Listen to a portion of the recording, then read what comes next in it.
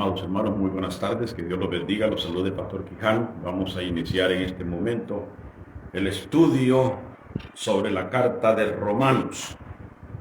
Espero que hayan pasado un hermoso día y vamos a ir a la presencia del Señor. Amado Dios y Padre Celestial, estamos aquí, Señor, listos para compartir, Señor, la enseñanza de esta tarde. Invocamos tu presencia, la presencia de tu Espíritu Santo, para que ponga palabras de nuevo. Gracias, Señor. Gracias para con mis hermanos. Sabiduría y entendimiento para poderles explicar el contenido de tu palabra, Señor, y que tu Espíritu Santo siembre la enseñanza en el corazón de cada uno de ellos. Te pedimos, oh Dios, que bendigas a cada uno de los que se van a conectar, los que van a recibir el estudio. Bendícelos, engrandécelos, mi Dios, y permite, Señor, de que sean llenos de conocimiento y de sabiduría para la gloria tuya. En el nombre de Cristo Jesús, nos ponemos en tus manos. Amén. Bien, mis hermanos, estamos viendo la naturaleza y el contenido bíblico. Y estamos en Romanos, capítulo 1, versículos del 8 al 15. Quiero realmente enfatizar, amados hermanos, la necesidad que hay de recibir la palabra del Señor. Y es impresionante ver la necesidad que se tiene de enseñanza. Hay una gran necesidad de enseñanza, amados hermanos. Y tristemente, en las congregaciones, si se les dice de que va a venir una profetisa o un profeta y que les va a decir qué es lo que comió hace 3 días, le aseguro de que las congregaciones estarían llenas el día martes o el día miércoles, el día de estudio. Pero cuando se trata de la enseñanza, se les hace aburrido, se les hace monótono y mucha gente no asiste a los estudios. Cuando el conocimiento, para tener discernimiento hay que tener conocimiento. Y para tener conocimiento tenemos que estudiar la palabra. Y es lamentable de que muchas veces eso es lo más difícil. Lograr de que el pueblo pueda captar la inmensa necesidad que hay de conocimiento de la palabra dentro de las congregaciones. ¿Por qué será, hermano? Porque la enseñanza se da como resultado del discernimiento. Porque si hay alguna cosa que como creyentes estamos faltos dentro de las congregaciones y nosotros mismos, es de discernir, de aprender a poder poner en práctica el discernimiento de espíritu. La iglesia en este momento es precisamente eso, de lo que está careciendo. Ahora, ¿cuál es el gran problema? El gran problema es que hoy, más que nunca, nos hemos volcado a obtener mucha información en las redes sociales. Pero acordémonos, no todo lo que brilla es oro. No todo lo que sale de las redes sociales es un contribuyente positivo para nuestra vida, especialmente si estamos flaqueando en nuestra convicción. No todo es positivo. Y si nosotros no nos exponemos, o sea, no nos dedicamos a estudiar la palabra, ¿cómo nosotros podremos filtrar o conocer qué es lo bueno y qué es lo malo? Pero a todos los que buscan la enseñanza, yo los felicito a usted. A usted y a usted y a usted. Los felicito en el nombre del Señor, porque sé de que miércoles y domingo están ahí. Están ahí. Que aunque se congregan en sus congregaciones, especialmente los de Texas, Guatemala, aunque se congregan en sus congregaciones, siempre hacen tiempo para recibir parte de la semilla que estamos compartiendo. Los felicito, que Dios los bendiga, porque acordémonos, es la palabra la que trae conocimiento. Y de esa manera poder nosotros filtrar lo que es negativo y lo que es positivo. Poder decir, esto está bien, esto está mal. ¿Verdad? ¿Por qué? Porque se requiere el conocimiento. De lo contrario, nos va a pasar como los niños. El niño cuando empieza a caminar, todo lo que está en el suelo se lo mete a la boca. Todo. Aunque sea malo. Y eso nos sucede a los cristianos. Cuando no tenemos conocimiento, todo lo que se nos da, lo tragamos.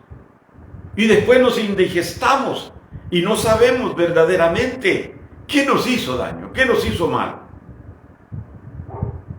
Por eso es muy importante tomar esta clase. Así que hoy yo les voy a preguntar y usted contéstese a sí mismo. Vamos a hacer un recuento. La razón que voy a hacer un recuento es porque hubieron algunas cosas que no se las di la semana pasada, que son importantes. Entonces tengo que comenzar desde el principio para unir al versículo 11. Porque acordémonos, estamos en Romanos, en el capítulo 1, versículo 8 al 15. Pero en los versículos 10, 11, hubieron cosas que no se las di, que necesito dárselas, porque son de suma importancia. Bien, ¿quién escribió la carta?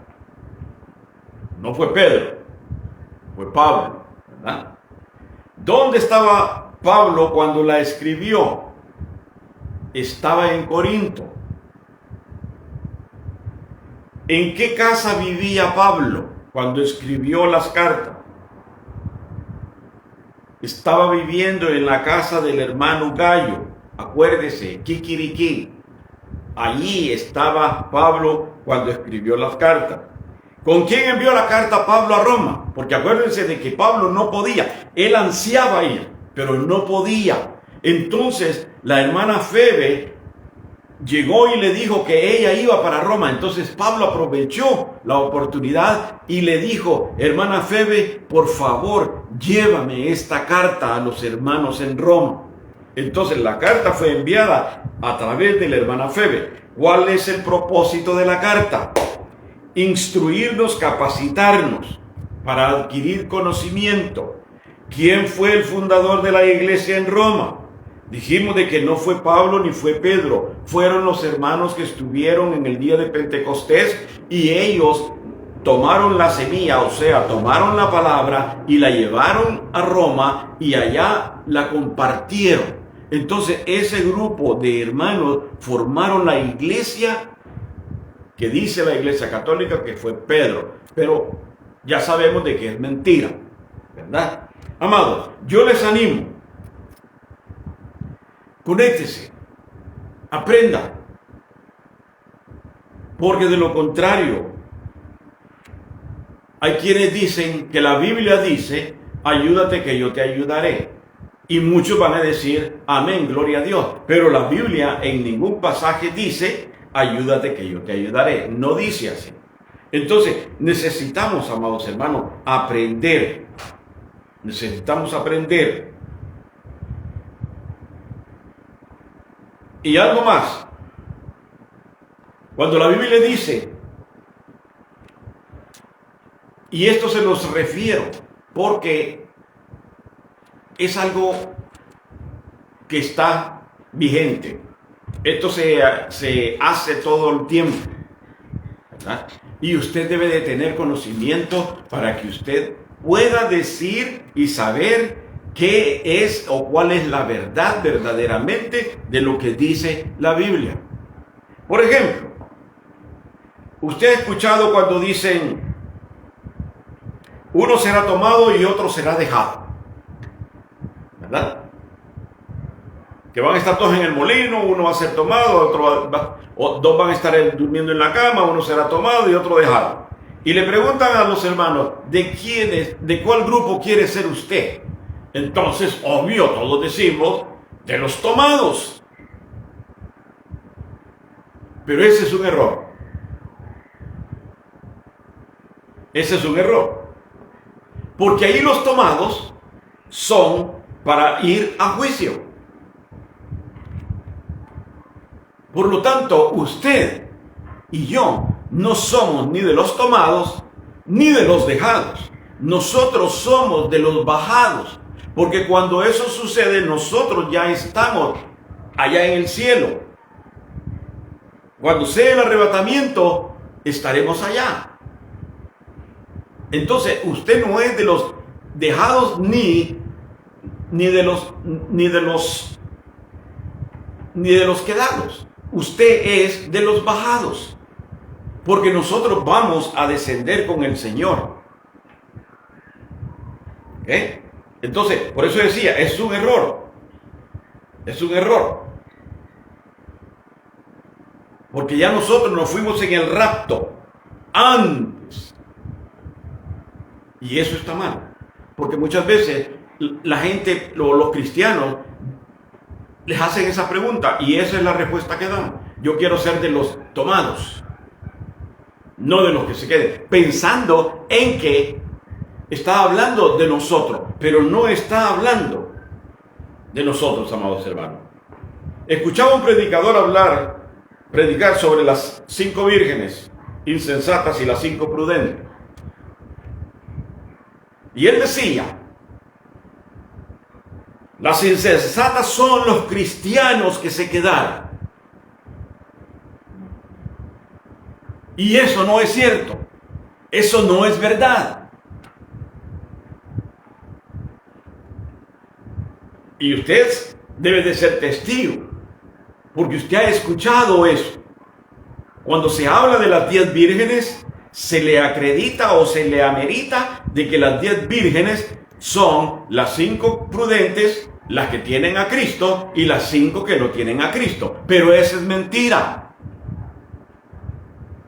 Esa es mentira. Eso es incorrecto. Porque la parábola de las 10 vírgenes es para Israel. Es para Israel. Aunque entre esas 5 vírgenes sensatas son el remanente de judíos, o sea, la mitad de los judíos que van a entregar su vida a Jesucristo.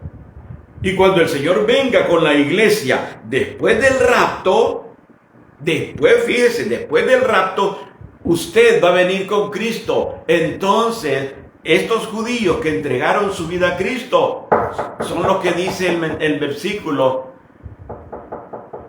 que va a tocar la puerta y al que le abre entrará con él y cenará con él. Allí aplica el versículo de acuerdo al griego original. Esos judíos son los que van a entrar, los que le entregaron su vida a Cristo. Posteriormente vendrán los otros. Entonces es cuando el Señor dice, no os conozco. Tenemos que pensar, amados hermanos, de que nosotros no estamos jugando a la escuelita. Nosotros estamos estudiando para capacitarnos, para que no nos den gato por liebre. Porque usted tiene que llenarse de conocimiento, porque usted tiene sus propias convicciones. Pero si usted no tiene fundamentos basados en la palabra, usted va a tomar todo lo que le digan. A usted le pueden decir de quién quiere ser, de los tomados o de los dejados, y usted va a decir, yo quiero ser de los tomados porque quiero estar con Cristo en el cielo. Pero eso no es así.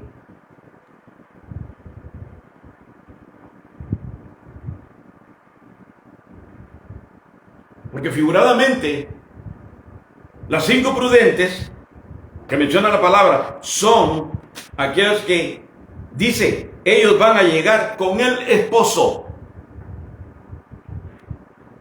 Obviamente, se puede hacer una aplicación, amados hermanos, de acuerdo a la parábola, se puede hacer una aplicación para aquellas personas que no han tenido una verdadera conversión en el Señor. Aquellos que, creyendo de que ir a la iglesia todos los domingos y fiestas de guardar, ya son salvos. A ellos se les puede aplicar o darles la aplicación referente a la parábola. Pero en sí la parábola es para los judíos, no es para los gentiles. Por eso tenemos que aprender. Porque cuando nosotros aprendemos, tenemos un criterio, tenemos una estabilidad, tenemos fundamentos. Y le digo esto, amado hermano, para motivarle. Yo no lo sé todo, pero estoy leyendo, estoy aprendiendo. Porque cuando yo preparo el estudio, me tengo que obligar a estudiar, a profundizarme, para darle lo mejor a usted, para que usted se nutra, para que usted tenga conocimiento. Porque si usted no tiene conocimiento, usted no tiene discernimiento. Así. El conocimiento viene a través de la palabra. Pero si usted no dedica tiempo para estudiar la palabra y hace la lectura de la Biblia como algo pasajero, como que está leyendo el periódico, no hay conocimiento en eso. Entonces, si no hay conocimiento, tampoco hay discernimiento. En muchas congregaciones se levanta gente que quiere presumir de que tienen discernimiento. No, lo que tienen es prejuicio, sospechas únicamente. Yo creo que, yo creo que tal vez, ¿por dónde le entra el agua al coco? Yo creo que, no estamos adivinando. A través del conocimiento viene el discernimiento y usted puede decir, esto no es de Dios, esto es bueno. Del discernimiento, a través de la palabra, a través del estudio, a través de la enseñanza, por medio del Espíritu Santo. Abran sus Biblias, vamos a leer en Romanos capítulo 1, versículos del 8 al 15. Como dije, parte de estos versículos ya los estudiamos, pero algo se me quedó y que necesito compartírselos hoy. ¿Verdad? Voy a hacer de cuenta como que las notas de la semana pasada no las usé, no las tomé en cuenta. Pero va a ser rapidito. Es para poder unir lo que ya estudiamos, o sea, lo que terminamos, con lo que vamos a aprender ahora. El tema que estamos tratando, amados hermanos, en esta lección es la naturaleza y el contenido del Evangelio. Ese es el tema. Decíamos al principio que no hay nada más importante para un cristiano que conocer el contenido de su fe, el fundamento de su fe. Se necesita ser eficaz. Pero ¿cómo puedo ser eficaz si no conozco el fundamento? Sí. ¿Cómo puedo ser eficaz si no conozco el fundamento de mi fe? ¿Cómo puedo yo explicar la grandeza de Dios que sacrificó a su Hijo para que yo sea salvo si yo mismo no lo sé? Porque muchas veces los cristianos no saben ni siquiera evangelizar. Por eso no evangelizan, porque consideran de que no tienen nada que dar. ¿Por qué? Porque no tienen conocimiento.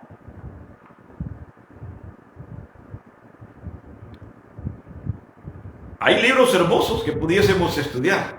Esther es un libro fantástico.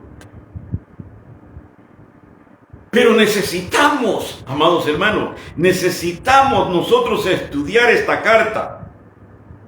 Porque en ella vamos a encontrar muchas cosas que necesitamos y necesitaremos. ¿Por qué? Porque esta carta es una carta teológica, es un tratado teológico donde vamos a hablar de la justificación, de la santificación, vamos a hablar de la doctrina de pecado, vamos a hablar de la redención. Vamos a hablar de términos fuertes, amados hermanos, términos que únicamente se dan y se enseñan en los seminarios, en las universidades, en los institutos bíblicos. De eso vamos a estar hablando. Por eso es muy importante y por eso le invito, le insisto, no para que me vea a mí. No me interesa que no me vea o si me veo. Lo que me interesa es que usted aprenda,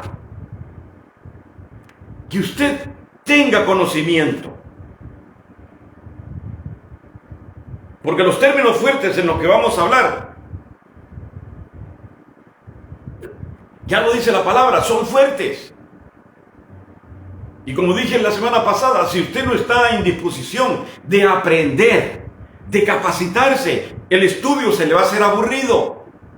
porque es un estudio teológico. Es algo que solamente lo dan, como dije, en las universidades de teología. A mí me interesa que usted conozca, que usted aprenda, que no únicamente le estén sobando la mano y que solamente le estén dando Juan 3:16. Esa es papada, como dicen los hondureños. Usted necesita profundizarse en la palabra del Señor. ¿Por qué? Porque ellos son los que nos van a fundamentar y estos principios nos van a tener una claridad en nuestra fe.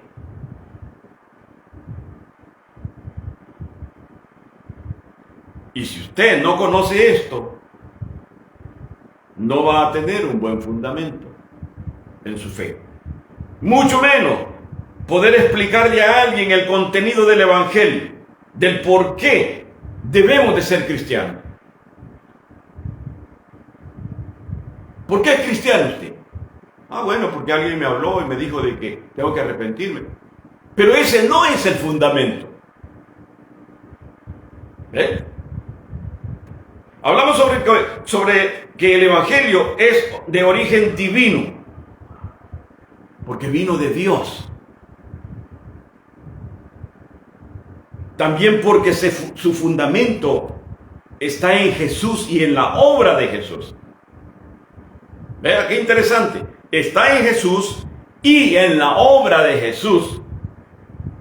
Entonces, si en alguna congregación se predica desde el púlpito y no se predica a Jesús y la obra de Jesús en la cruz, hay algo malo. Hay algo malo, hermanos. Porque si el mensaje está sentado únicamente en su pobreza, en su necesidad, en las cosas que necesita, en la protección que quiere que Dios le dé, en la esperanza suya, pero no le hablan de la obra de Jesús en la cruz, no sirve. Porque todo mensaje debe de ir, debe de morir en Cristo, no en la necesidad personal suya. Porque muchos mensajes que recibimos, los recibimos de acuerdo a la esperanza que necesitamos, a las circunstancias. Que está lloviendo a cántaros y la casa se está inundando, entonces le predicamos de la confianza, de la fe, de la inmovilidad, pero no le decimos verdaderamente, ni le hablamos de la obra de Jesús en la cruz del Calvario. Entonces el mensaje que recibimos es un mensaje vacío.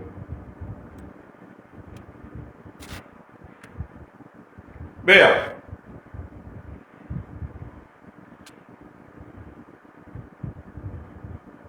el mensaje, dijimos de que el mensaje debe, como es divino, debe de ser predicado, ¿verdad?, por los que Dios ha llamado. Y hablábamos de que un inconverso no puede predicar el Evangelio, porque dijimos que nadie puede dar lo que no tiene. El llamamiento generalizado de Jesús, de la gran comisión, es para todos, todos. Y muchas veces los miembros de la congregación se refugian en que, no, es que yo soy del ministerio tal, no, yo soy del ministerio de intercesión, no, yo soy el ministerio de la música. Entonces, al final de cuentas, nadie sale a evangelizar porque cada uno se ha tomado su ministerio. Y déjeme decirle que esa es una ignorancia. Porque cuando Jesús dijo ir por todo el mundo y predicar el Evangelio, lo dijo para todos. Y dije la semana pasada que lo que nosotros hagamos fuera de predicar el Evangelio es ganancia, es adorno para nuestra salvación, para recibir los galardones en aquel día.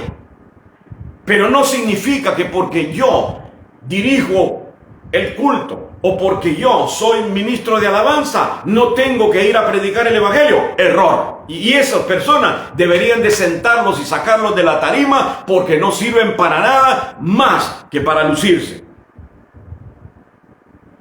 Ese es mi criterio. Entonces dijimos de que debe de ser predicado únicamente por aquellas personas que han llamado, que son llamadas. Mire, hay personas que deciden ir a estudiar a una universidad teológica para hacerse pastores. Y vea, eso estuvo de moda en California. ¡Ah! Primero, los retiros espirituales de la G12. Después, los apóstoles y profetisas, que dije y lo sostengo, no sirven para un carajo.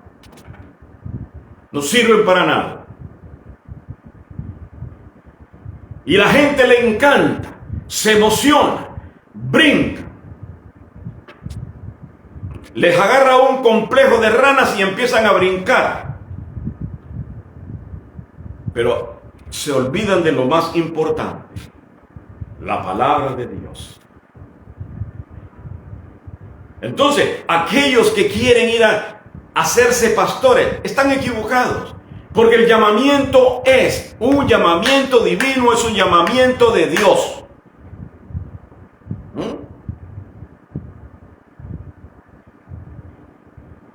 Ahora, el llamamiento para capacitarnos es para todos, para predicar el evangelio allá afuera. Por eso mencionaba la gran comisión. Todos tenemos que tener ese llamado para ir a evangelizar. Pero dije, nos refugiamos porque nos avergüenza, nos da pena, decimos que no podemos evangelizar, que no sabemos cómo hacerlo. Y nos refugiamos en las actividades y los ministerios dentro de la congregación para no salir. Y esa es deficiencia del líder, porque el líder es alcahueta, porque el líder quiere sobarles la espalda. Te disculpe si le cayó, pero usted es responsable, porque usted es alcahueta, porque usted debería de levantar a toda la gente. Ahora es día de evangelismo y todo el mundo arranca. Ay, que la rodilla, ay, que la cara, ay, que... Todos se vuelven María Dolores en ese momento. Todos tienen cosas que hacer. Pero lo más importante que debemos de hacer, la obra del Señor, no queremos. Pero sí quieren ser pastores. Porque ven en el pastorado una fuente de ingreso. Y como no hay trabajo, no hay billuyo. Entonces creen que al ir a un seminario, ahí ya van a venir con un cartón, ya es pastor. Es un llamado de Dios, amados hermanos. No se dejen embabucar por los concilios ni las asociaciones. Es un llamado de Dios. Por eso el trabajo del evangelismo que se hace fuera de la congregación es lento, es tardío, es débil. Yo le invito a que se ponga un reto en esta semana. Que aunque sea a una persona, alléguese y háblele de Cristo. Que no sabe, dígale Juan 3:16. Recítele Juan 3:16 y ahí usted le estará predicando el evangelio. Ahí le está dando esperanza al que no la tiene. Hágase ese reto. En esta semana, una persona para la gloria del Señor. Ore, pida gracia y suelte lo que ha aprendido. Porque dice el dicho que el que no se moja la espalda no cruza el río. Suelte lo que ha aprendido. Vamos al versículo 10. Hablábamos sobre el viaje de Pablo, que fue un viaje difícil. Y terminé enseñándoles por qué fue Pablo a Roma, cuántos años estuvo, cuántas cartas escribió desde la prisión, ¿verdad? Ahora en el versículo 11, que es la continuación, el versículo 11 dice: porque deseo veros para comunicaros algún don espiritual, a fin de que seáis confirmados. Vea qué hermoso esto. Porque deseo veros. ¿Qué está diciendo Pablo? Deseo veros. Cuando usted se ausenta y deja ciertas amistades, y usted les escribe una carta y les dice: ¿saben qué, muchachos? Quiero verlos. ¿Por qué? Porque usted ya los conoce. Usted ya ha hablado con ellos, usted ha platicado con ellos, usted los conoce. Entonces cuando Pablo dice porque deseo veros, está diciendo, hermano, porque quiero verlos. Tal vez no a todos los conoce, pero sí a los fundadores, él los conocía. Y por eso él les dice, porque quiero verlos. ¿Para qué? Para comunicarles algún don espiritual. Vea.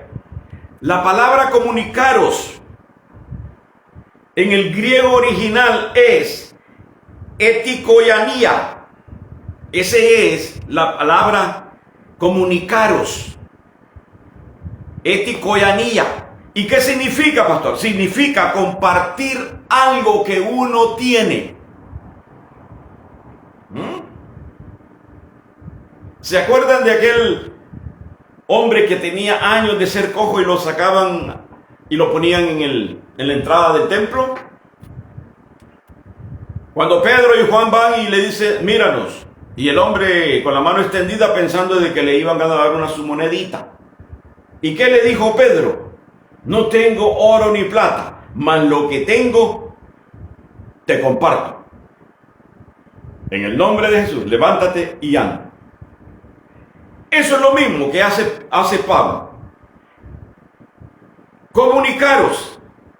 O sea, compartir lo que uno tiene. O sea que Pablo está diciendo, quiero verlos para compartirles algún don que yo tengo.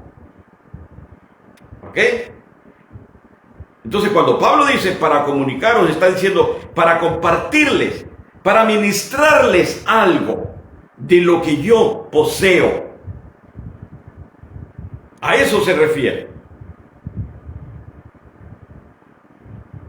Ahora, cuando Pablo dice comunicaros, está diciendo, yo tengo dones espirituales que quiero compartir con ustedes. Y sabe, hermano, que el cuerpo de Cristo, en el cuerpo de Cristo, hay dones espirituales. Hay dones espirituales. Pero que ignoramos o no tenemos el valor traducido a la fe. O sea, no tenemos el valor de poner en práctica nuestra fe para ministrarlos, porque en realidad la fe es indispensable. Porque las congregaciones no están vacías. En las congregaciones Dios ha puesto dones en hermanos. Tristemente hay hermanos que se creen la corona de la creación y miran al hermano como insignificante, como que no tuviese nada. Y deje saber de que ese hermano tal vez tiene un don espiritual superior al que usted tiene, porque tal vez usted no tenga por ser vanidoso y arrogante. Pero hay hermanos que tienen la capacidad, tienen el don, pero no ponen a activar la medida de fe que Dios nos dio a cada uno de nosotros de acuerdo a Romanos. Porque hemos enseñado que la medida de fe se nos dio. Aquí está tu porción. Veniste a mí, ya eres hijo mío, reconoces que yo soy tu Señor y tu Salvador. Esta es tu porción de fe. Nosotros somos responsables desde ese momento de activar esa fe o de disminuir la cantidad de fe. Entonces, para ministrar el don que usted tenga, necesita definitivamente tener una fe viva.